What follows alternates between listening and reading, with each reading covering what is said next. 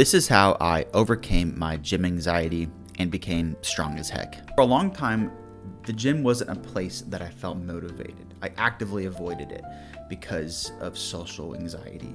I'm not somebody who just flipped a switch and got it overnight.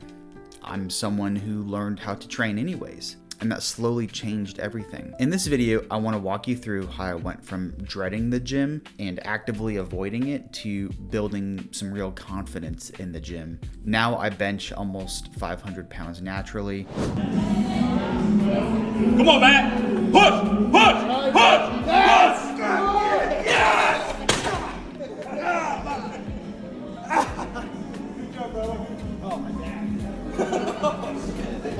I squat 700, I deadlift 700. And at the end of the video, I'm gonna share some really specific things that helped the most if you're struggling with this right now. For me, this story goes way back, and I hope you can probably relate to this if you clicked on this video. This video is gonna be in 3 parts: where the anxiety came from, what actually helped me push through it without pretending like it wasn't there, and then some practical things you can use right now if the gym still stresses you out. So we go back, I'm 30 years old now. When I was a teenager in high school, 2011, 2012, I was a little overweight, I was pretty unathletic, and I was deeply uncomfortable in my own skin. And I think a lot of teenagers are. Like a lot of people that age, my reasons for working out were external. They weren't really mine. You know, I wanted approval. I wanted validation. I wanted to catch girls' attention. I wanted to please my dad and be the athlete that he was when he was in high school. I wanted to feel like I fit the mold of what I was supposed to be. I played some sports growing up. I played flag football, basketball as a kid for the church and whatnot. I played middle school football, and I enjoyed parts of it. But especially starting in middle school, there was always this underlying anxiety. Practices felt heavy, and games and preparing for games was stressful. Even when I did well, I never felt relaxed. I pushed through for some of those seasons, but I never felt at home calling myself an athlete. Now, when I turned 16, I just decided to quit sports entirely. I spent basically a year doing nothing. I sat around, I just played Skyrim. That was my existence. And I actively avoided anything that made me feel uncomfortable or exposed or judged. And yeah, my grades dropped. I was depressed whether I realized it or not. And somewhere in my head, I told myself a story. I'm just not an athlete. That part of my life is over. But as you can guess where I am now, that story I told myself stopped working. I wasn't confident. I wasn't getting attention. I didn't feel interesting. And when you're 17, that feels huge. I mean, heck, it feels huge sometimes when I'm 30. So I had what I can only describe as a midlife crisis when I was 17. And I decided to play rugby. Now, I played like some touch rugby back in middle school. My dad was a rugby player. And yeah, it was kind of an extreme difference, right? I went from not being athletic at all to jumping on the rugby pitch. I went from doing nothing to one of the most physically demanding sports you can play. Now, I wasn't amazing as an athlete. I did start sometimes, but it worked. I got into better shape. My cardio improved. I felt better in my body. My grades improved. Now, it didn't fix my anxiety. If anything, it kind of made it louder. I still dreaded practices. I didn't click with my teammates. You know, I felt more emotionally immature than most of them. And some of them were rough. You know, they liked to fight and stuff like that. I'm like, yo, dude, like, I just want to tackle dudes. And as always, game days filled me with performance anxiety. I would just dread that kickoff happening. Like, please don't come to me. Please don't come to me. And then, of course, it would. And then you just act, right? Now, near the end of the season, I did break a rib. And it's taken me a long time to be honest with myself, but I stopped playing. And, you know, part of me convinced myself it was because I broke the rib, but that injury felt like permission to stop. Like, okay, you've done your part. You can rest now. So my senior year of high school, I was like, you know, no more contact sports. But that decision came from fear of getting hurt, fear of being watched, right? I hated people in the stands watching me. I had this fear of measuring up to expectations. But I will give high school rugby this, is that it planted a seed. It showed me if I put in the work, I can change how I feel about myself and how my body actually looks. So instead of going 0 to 100, nothing to rugby. I looked for more lower pressure ways to stay active my senior year of high school. I lived in Portland, Oregon at the time, so it was nice outside for a pale dude like me, cloudy, rainy. I loved it. So I decided to just ride my bike to school, and it was downhill on the way there and it was all uphill on the way back, and that felt really good. I decided to download the app called Couch to 5K, which basically is just an app that teaches you how to run a 5K in like 9 weeks or something. And I repeated weeks. Sometimes I walked more than I ran, but eventually I did finish it. And to me, fitness started to feel more of a private thing. I didn't want to be watched. Even when I would ride my bike to school, I'd have like a little mask on or something like that. But it was something I could do without performing for anybody. There was no expectations other than the expectations that I put on myself. Now, I still wanted to learn how to lift weights. I was like, that's something I want to do. So I decided to kind of force myself to sign up for a high school weightlifting class. And that was kind of one of my first bigger pushes socially beyond, high school rugby. And still, I didn't feel like I belonged, right? I'd get anxiety leading up to the class sometimes. Most of the guys were athletes, right? Like this was a class designed for people that are in varsity sports. These guys were bigger, they were louder, they were more confident. A lot of attention from girls that I wasn't getting. And that was my own fault, right? And I wasn't a popular kid. I mean, I had friends and I had a good friend group and I love them to death, but I was nowhere near like the center of anything. Outside of that weightlifting class, all my workouts became private. I would work out in my home garage. My dad had a cheap all-in-one machine. I had dumbbells up to 25 pounds, just like little adjustable ones you get at Walmart or something like that. Resistance bands, and I would just do planks and push-ups and sit-ups, and I would run my 5K basically every single day. And the motivation was extrinsic, but it was simple. I wanted validation. I think that's how most people start. I got down to about 170, I'd say, when I was about 195 at my heaviest at 16. I started to feel better in my body, even if my mind hadn't caught up to it yet. Right before graduating high school, I did try track and field like that spring. I tried distance running and that didn't last long. I learned like, yeah, I can jog a 5K, but no, these guys they're built different. But we had a really small pole vault team, so I was convinced to go give pole vault a shot, and I was the biggest kid. But it kind of helped me lose a little bit of weight and had a lot of fun doing that. That changed things. There were only, a handful of pole vaulters in a school of thousands of kids, and I got hooked. I made varsity my only season of doing it. And I was starting to feel proud of myself in a way I wasn't before. I was like, I chose to do this with nobody else's expectations, and I succeeded my own expectations for myself. After that season ended, graduating high school, I slid back into just what felt safe, right? Just home workouts only, just running around my neighborhood, garage training. Now, I started having friends start going to commercial gyms, and they were making more progress than I did, and I just refused. I was like, that's not for me. Now, my dad, my whole life, has always told me the hardest part of doing anything is getting started, and I agree with that. Over time, that idea for myself has evolved into, if you want to get better at something, you have to do more of that thing. So when I started going to my local community college, I signed up for a strength and conditioning class. Now that decision really changed everything. College is different than high school. You feel a little bit different, less social expectations. And that gym was quieter, it was smaller, and everyone was learning. Nobody cared how strong you were. There was no training for sports.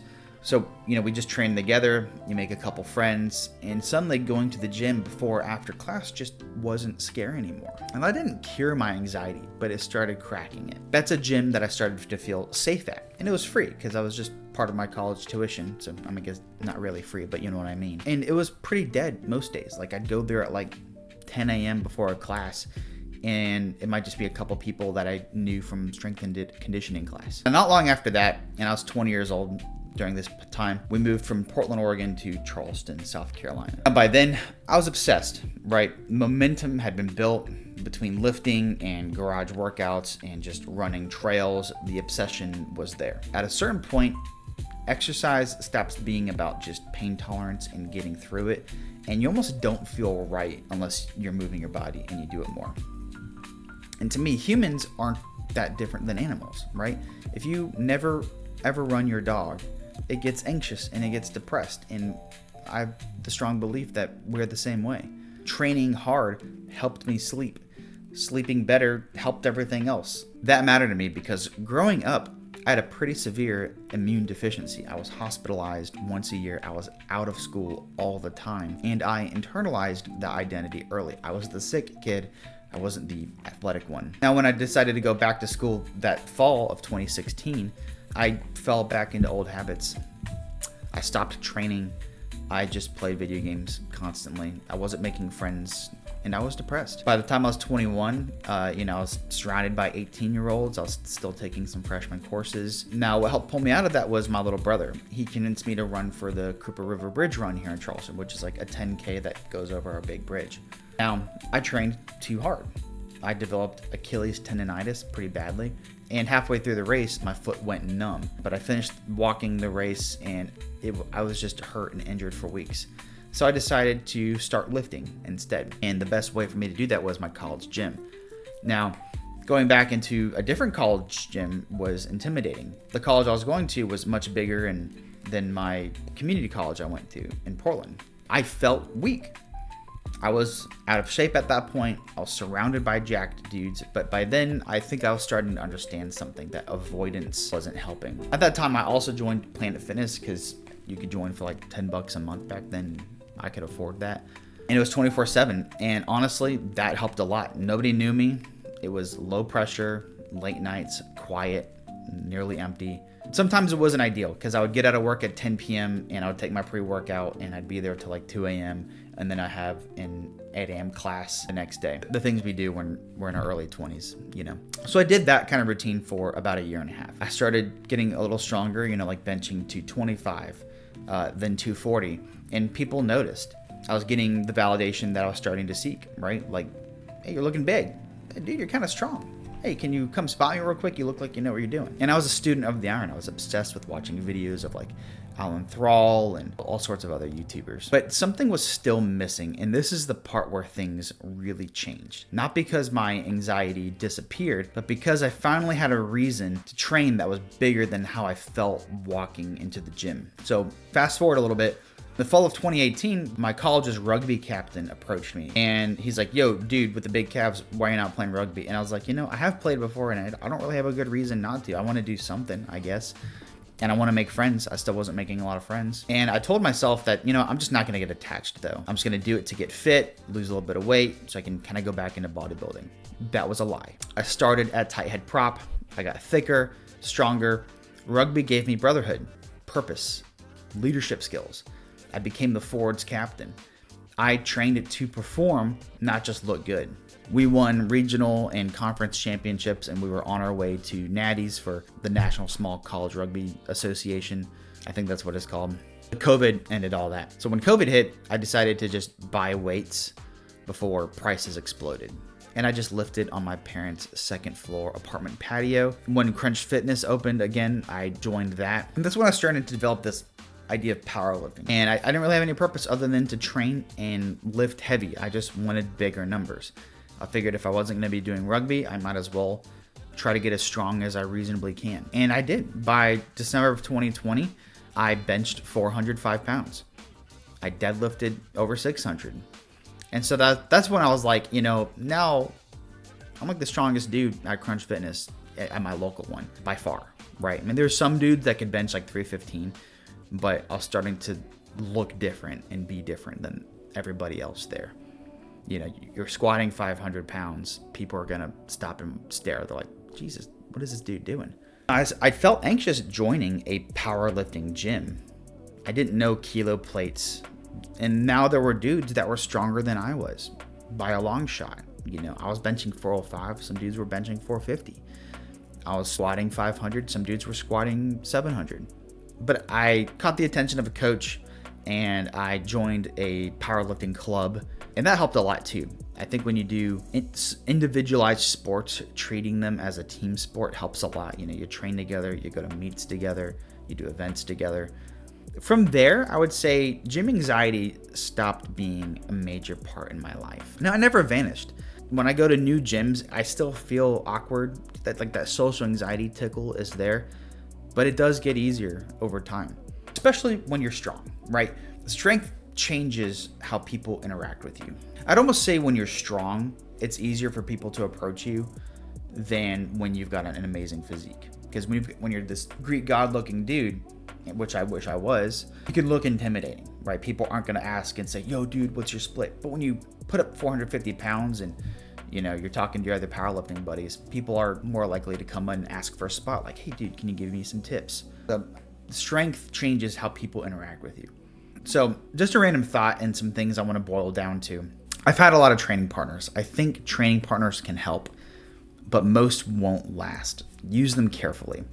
Out of all the training partners I've had, most fell off, and I'm the one that remains. And that can feel demotivating. It can make you feel even lonelier when people kind of fall out of it. They care less than you do about the gym. I really think classes help. Group environments where everyone is learning lowers the pressure. Strength classes, group lifting, anything really. If it looks appetizing, try it out. I also think it's important to train for something. External motivation is fine at first, but you've got to let it evolve and develop some intrinsic reasons. And don't be afraid of gyms like Planet Fitness or Crunch. No gym is below you. It's a tool. I still use Planet Fitness. I go there to do some chest accessory and I hit the massage chair and I love it. I think rather than relying on motivation, find ways to lower friction. Some of the things that helped me back when I was a cardio bunny was like putting my running shoes by my bed, and I would just put my shoes on first thing as soon as I woke up. And these were only the shoes I wore to go on runs with. And that helped because then I was like, I already got the shoes on. I might as well just walk outside. I'm like, okay, let me just walk around a little bit. I'm not going to contribute or I'm not going to commit to a whole run. And the next thing I know, I'm doing my whole workout. Now for like the philosophy side of things, I mentioned this, but you only get better at something by doing more of that thing.